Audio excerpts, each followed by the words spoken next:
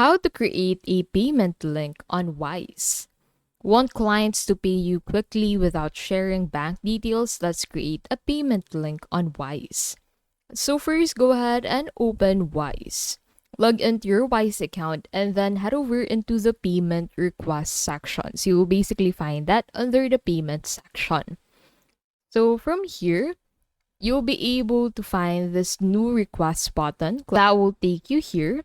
So from here, you'd be able to find the share a payment link button. So click on it and that will allow you to enter the amount of payment that you want to request from that specific user. And then you can also add a note if you prefer to do that.